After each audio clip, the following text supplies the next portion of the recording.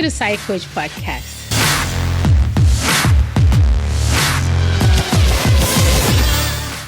Welcome to today's episode of the PsyCoach. Today we're listening to Miss Betchin Daniel Jwan. Welcome to the show. Thank you. This series is called From Surviving to Thriving. And this is the platform where we listen to people's stories who have gone through some type of trauma, negative experiences, and get a little insight into how they navigated it and they survived it, and now they're thriving.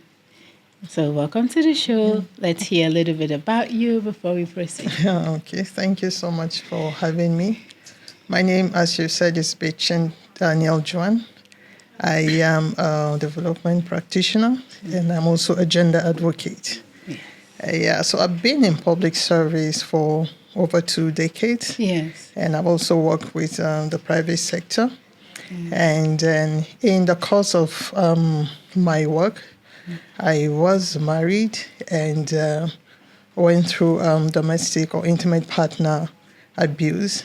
And somehow, in order to stay safe, because of how for some women, they can still be in the same place or place of residence where they work as in their abuser. So, but then when I left the abusive relationship, it became very little.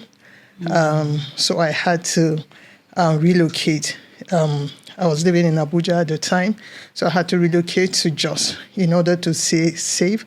And to be able to do that, I had to kind of leave my job. So I relocated without a job, and then eventually found, by God's grace, I got another job, which is where I work till now.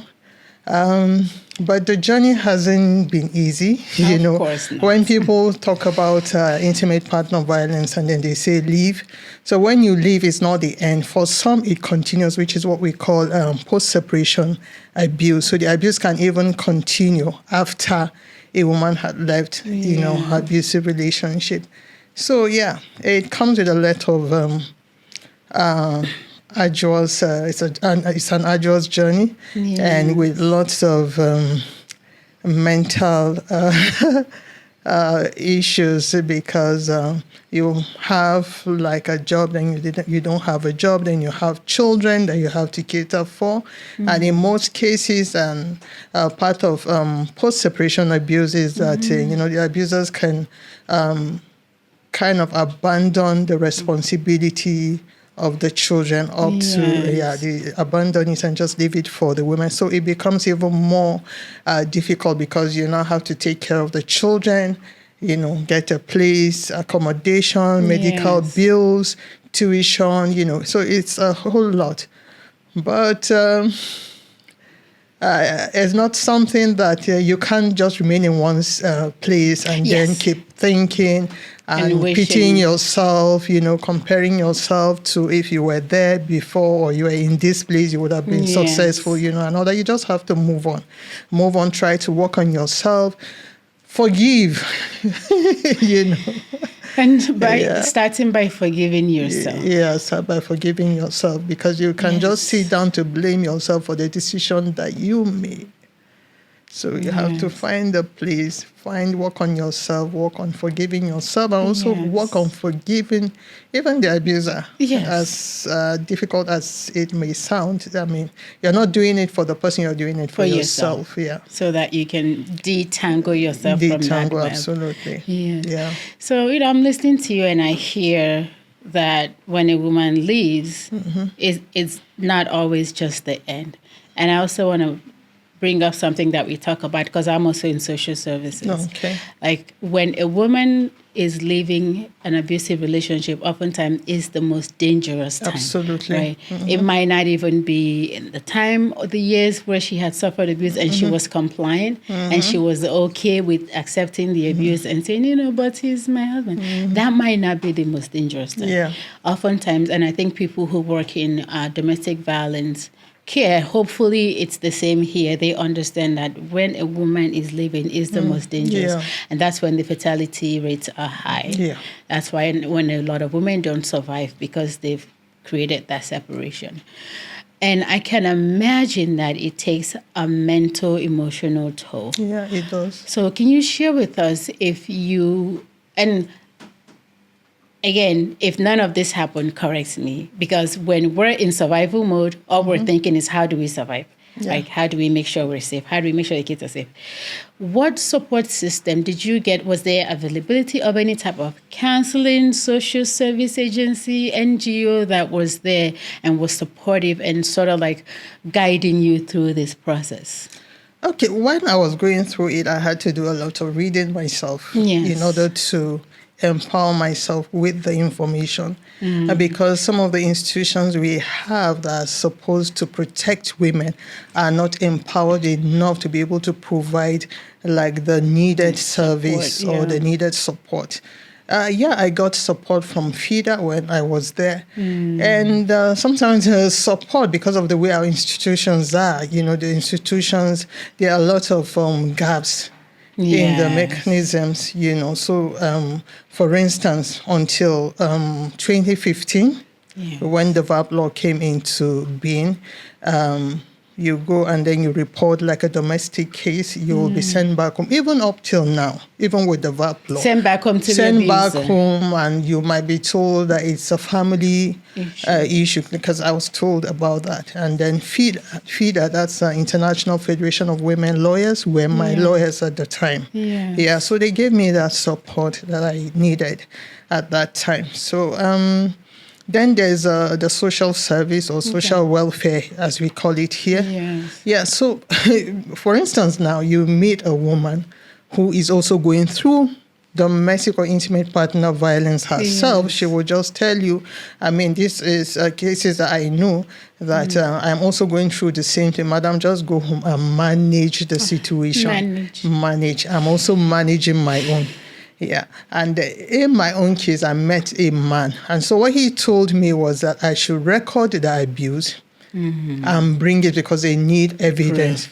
So I asked him, how is it possible that when someone is beating you, then you pick up a phone and be recording? You say, hold on, let me get my phone. Isn't that even more dangerous? Because they don't even understand, the way the abuser thinks, how dangerous they become. Sometimes they do. They just want to make the reporting process a little harder so that people will give up. Well, it's not that. And then you have the way culture has moved into our laws, our constitution. So because of that upbringing, even the male, both the female, have, they bring in culture into the place of work, where a woman goes and she reports what did you do? Or madam, just go home and submit to your spouse. So, but I did get the support, particularly from my friends who were very, very supportive. So you need to also have the right circle, not the ones that will condemn so you need the right people. So I got good support from my friends. So I have to ask you, you did mention that you tried reporting a few times and you were told, go home. What made you keep insisting until you found the right help? What made the difference for you? Why didn't you just go home and accept it? Okay, so living in abusive relationship is not it's not a good thing. It's not, because one, you can't predict the person, so you don't know what the person will do next. So you go to work, you feel safe at work, but then when it's time to go home, you begin to think, you don't have, it's like you don't have a life. You have a job, you don't have a life. So initially, and then I think that's why some people even become, at a point I was suicidal because I didn't want to move out. I just wanted to go to sleep and not wake up. I just didn't want. So I thought that would be a good way to end. So until I started talking about it, because when it started, I didn't the person manipulated me into saying if you discuss or say anything, I will know. and then I believe that the person will know. So there's a lot of manipulation, it's not just the intimidation, the subjugation. There's a lot of, psychological abuse, that goes into it. So, in 2009, I think I was there for, I was there for like over 9 years. And then I stayed there and I didn't tell anyone for like 7 years. But the moment I started to talk about it, I became empowered. Yes. Yeah. So I left the first time, came back, left the second time. The first time I left, he followed me. So, it was lethal. So I had to come back home, lock myself. But thankfully, I was with my younger sister and he thought I was alone. He almost broke the door.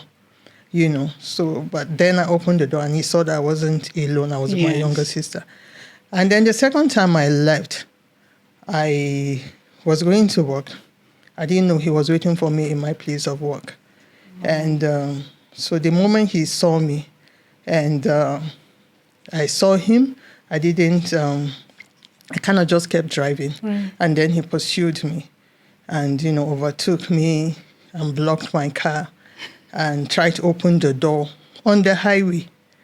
And he couldn't. So he tried to bash the windscreen. Yeah. So we kept doing that forth and back. And if he can't, while he was trying to break the windscreen, then I'll reverse. Then he would run back into his car and then reverse and hit my car. So it kept happening until, it resulted into a multiple accident. And of course, people gathered, were parked, were taken to the police station, But even with that, the DPO said, what did you do? Since he insisted that it's a family matter, we should go home and resolve it. So you see, that's why it becomes so difficult. Yeah, there's a VAP law is in place, but there's a lot of loopholes even in the system.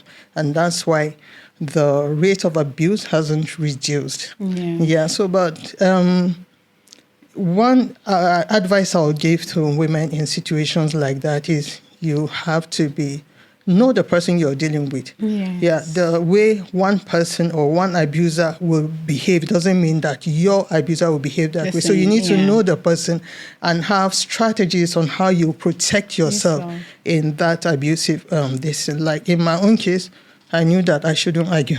And I knew that, there are places that whatever arguments or he wants to start this, I know in the bathroom because of the tiles, because of that, I'm not going to say anything because it will be dangerous. So I knew when to talk and I knew when not to talk. You have to protect yourself because they check your phones, they check like everything you do. So just know the person, find a way to protect yourself and then always have a plan. Have an exit plan. Always have an exit plan. And don't say, I am going to leave. Because anytime I say I'm going to leave, it becomes dangerous. So I can't leave. So you need to find a way to leave without the person knowing. So I have a question about, if it's that dangerous, leave. And I want to explore that because we know that can be a reality for everyone.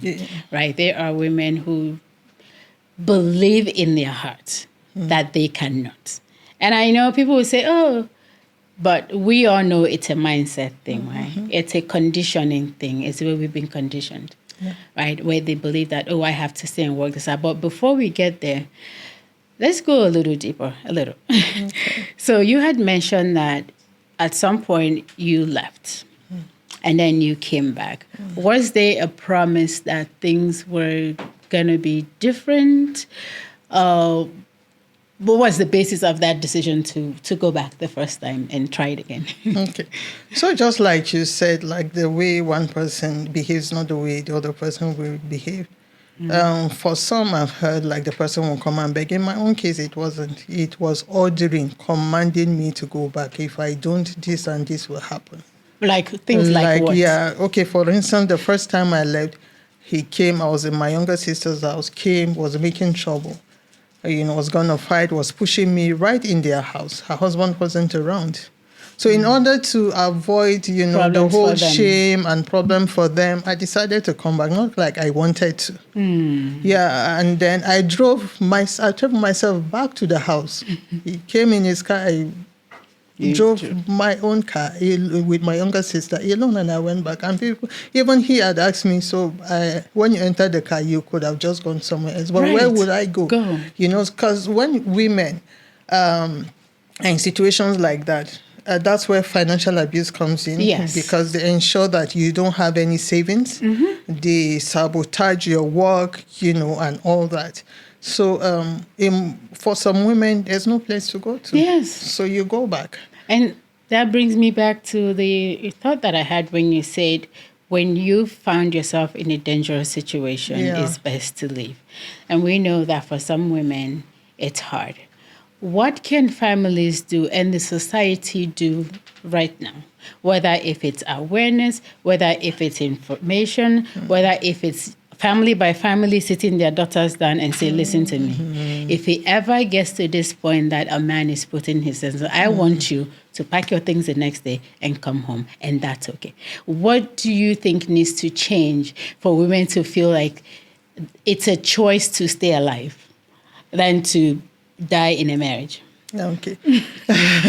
I think it comes with a lot of awareness. And for instance, like what we have done before is kind of educate religious leaders and then traditional leaders, and all that about domestic violence, intimate partner violence, and all that. But I think also educating, because people might think that, okay, it's just men. We can't do it without, we bring in both men and women in the education, in the awareness. And particularly, I think always having, because it shouldn't be like one-time thing. It's usually like one-time thing. Okay, this year we come and we do and we go and everybody forgets and they go back to. No, it should be something that is done like consistently with, say, organizations, like the relevant organization, like the police, like the social welfare, like the National Human Rights Commission, like even at at federal and state level, and also community leaders, particularly, and the women leaders, and also, for instance, like in churches or in mosques where you meet like the women fellowship and also the men fellowship, to be able to talk. And then for the women, I think, who are going through that, because it's a lot of psychological approach that they take. So it's like the pattern to be able to gain and maintain control. So they attack your psyche, so that's what they do, is to break you down. So people become helpless and just give up. I think that is, and I don't think that women really want to stay, but because it is a psychological thing and the manipulation and all that, they just give up. So to some just resign to fate. So I like to say that at the core of all of that sometimes is shame. And guilt.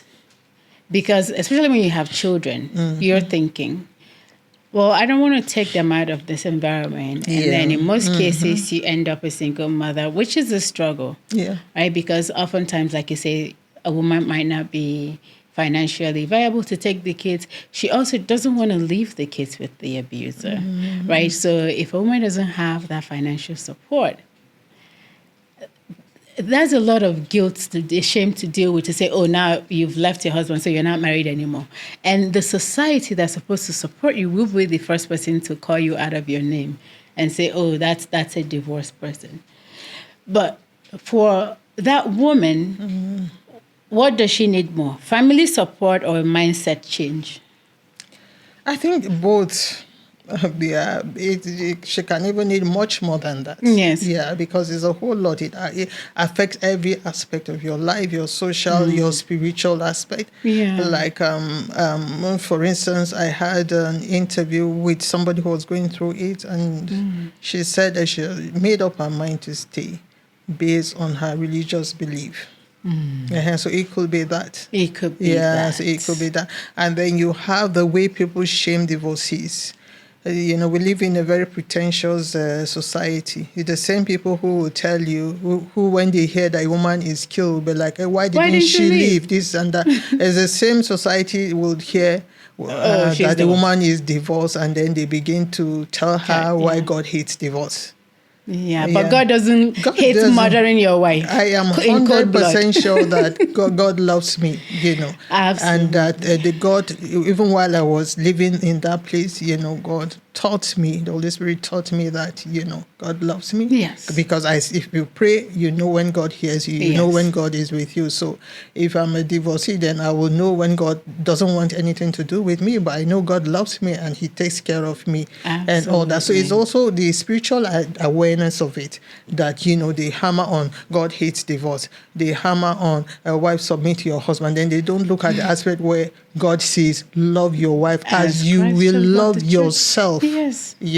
I don't know if they sit to just ponder on that. Yes. Yeah. So and that's also where the shame comes in, because the society uses that as a tool. Yeah, exactly. And I also want to say that we talk sometimes about being enough and feeling enough outside of all the identities, outside of being a wife, outside of being a mom, outside of being a professional with a high-level career, just being enough as an individual, right? So that your identity is not tied into all these other things. Only when we get there, and I think that's the mindset aspect of it, when we feel enough on our own, and then we're not letting all these identities throw us off. Absolutely, right? Yeah. Whether your identity as a wife, as a mother, as a daughter, as a high-level executive, those are identities, right? And then who you are is who you are, and those are the things you do,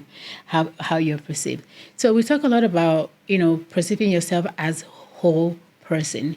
Did you, at the point when you decided you were going to leave, what was the biggest challenge for you? And I know you talked about, even though realizing that leaving was going to mean a break in financial support and earnings, when was the time that you said, okay, I can get another job. I'm going to be okay. I have to do this. Okay, so the way Nigeria is, I don't think it's that easy to kind of get a job, particularly if you don't have a skill. But yeah, you did it. Yeah, so I did that. I think many times I wanted to leave, but I think I always recollect this moment where, when we had an issue, and left, and then like we talk about isolation, how they isolate you from people, and then he had told me he didn't want to see me with my friend, my best friend. He didn't want to see me and her again, after he had isolated me with other people. And I remember going to church. Right. We had a program that we had to attend. So I was there. I went early. I sat down with my friend, and he came much later and met me sitting with my friend. And he came and he tapped me inside church. And then, because I was seated beside her, so I knew why he tapped me. Was that what did it for you? Yeah, so I had to get up from where I was seated to follow him. And then when he was seated, there was no seat for me. And I was in a predicament because I couldn't go back to sit with my friend inside church. So and he didn't make any provision for me to sit. So I was trying to talk to him in church, so the way he was reacting, I didn't want to create any chaos in church. So I just left. I just found myself. I just started driving, or like in Abuja, around Wuse. I was just driving around Wuse, and I was just talking to myself like, Betchin, this is not what God wants from you. Yes. I mean, how will God even say, if they talk about divorce, that this is a life that God wants for me? I was afraid to go home because I knew that there will be problem. Friction, yeah. So I called at the time, that was after the assault on the highway. That was even after the assault. We're going through the process of reconciliation. So I called someone from his side in order, that's what I'm talking about, like strategies that you use. So I called the other person and I told him, so that in case anything happens to me, and I called my cousin and I told him this is it. And I told my cousin to call him so he will know that I reported. Yes. So he did call him, and then eventually I went home. So I think, then I made up my mind that no matter what, because no matter how I stay there, no matter how successful one will be in a situation like that, you will never be happy. And then because, they are very erratic, they are unpredictable, you really don't know what they will do. And if you can't feel safe in the house of God. Yeah, so I think that was when I made up my mind and I left. So I want to get into your work in your NGO and also your role in leadership. You talk about how sometimes abuse follows people from home to the workplace, to the church, and it's happened to you. As a leader, what do you think organizations could do to address this issue? Like, do you think that any safety measures need to be in place, or is it just, like, say, a trespassing order? Like, we have an employee who's valuable to us. We don't want anybody coming in here and harassing them. We don't care that you're the husband, right? But also, the woman needs permission, needs to be open and say, this is what's going on. This is what I'm afraid of. And this person might come here to hurt me. Do you feel like organizations have any responsibility? Yeah, we think organizations, because they're adding value to your organizations. Yes. And I think, there should be some form of protection for them. Yes. Yeah, because that's where stalking comes in. Where the person, even after you leave, you have left or ended the relationship, then they still stalk you, follow you around and all that. But thank God in Nigeria now, there is it's actually illegal. So it's within the VAP law. Okay. Yeah, so organization can come in to provide that support. I think they can do that. And another aspect is if organization can somehow create maybe like a child care, or having like a child care space for women, so that women who can't maybe afford child care can bring in their kids, and then that won't be like an interruption to maybe a woman getting up because she's a single parent now to go do school runs and all that. So that will also be another form of support. I love that idea, because we know that when women are allowed to spend more time with their kids, they can actually not only raise well-adjusted, wonderful kids, but they can focus more at work, knowing that their kids are fine. Because if I'm at work, I'm worried about my kid, I'm probably not going to be as productive. So it's actually in the organization's interest, if they can, to provide those services. So let's talk about your work in your NGO sector. So it's, of course, based on your personal experience. It's called From Lime to Lemonade. Yeah. I love that name. So life threw you a bunch of limes and you took it and make lemonade. Tell us more about the work that you do at Lime to Lemonade. Okay, so for Lime to Lemonade, I think first we started with a support group on Facebook. Yeah, from the support group, we went out of working within the social media space to now doing physical community engagement. Okay. So we go to communities where we raise awareness on domestic violence or intimate partner violence, and we also educate young people in secondary schools on teen dating abuse. So that's basically, we've been doing that. And we also have the Lime to Lemonade initiative platform on Facebook, where we do, we continue with advocacy work. I love that, because that is finding purpose in pain, and transform it. And sometimes we go through things, for some people it cripples them. It makes them question their existence, and the definition of not just surviving but thriving is what you've done, which is taking this horrible experience and transformed it into a support system that could be there for other women. Yeah. So we talked a little bit about the barriers to lime to lemonade rising or growing. What kind of support do you need to continue to grow and help people? Well, the truth is you can't do advocacy or community engagement or educating young people without financial support. Yes. So that's, I think, key. Yes. Yeah, it's that financial support. I hear you. Yeah, because it involves you go into communities, you will need like all the media, you need a team. To Yeah, so record I what's do happening. have a team to record, and then you also have a part of your team.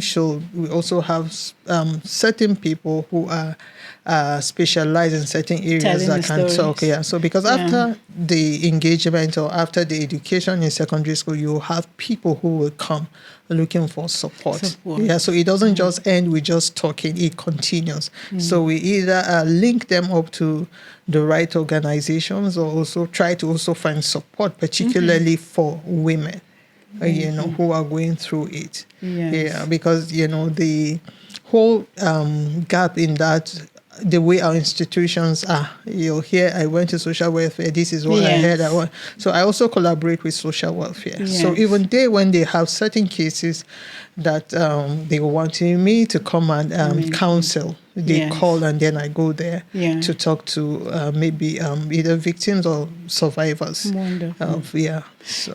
So this is your camera. You tell the women who are going through right now and need that initial first step.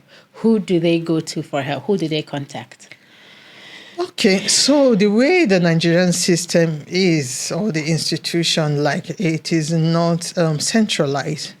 So although, part of the VAP law is to have DEX officers, gender DEX, where women can come and then talk to somebody who has been empowered to be able to respond effectively.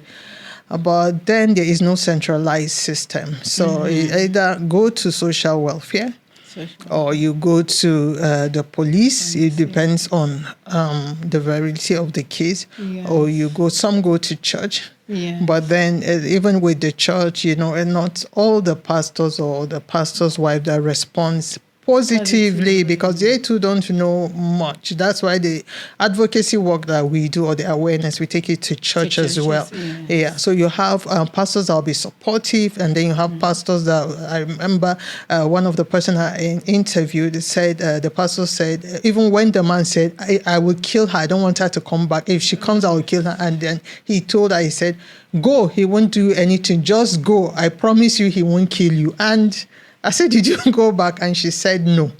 So in my mind, I was like, okay, when you tell her, in my mind, didn't he think that the man might that it wasn't just a threat, that he could just carry out his threat? So, people don't understand that. So capacity building, awareness, education has to be done always and consistently. It shouldn't be something that we do today and then we stop tomorrow.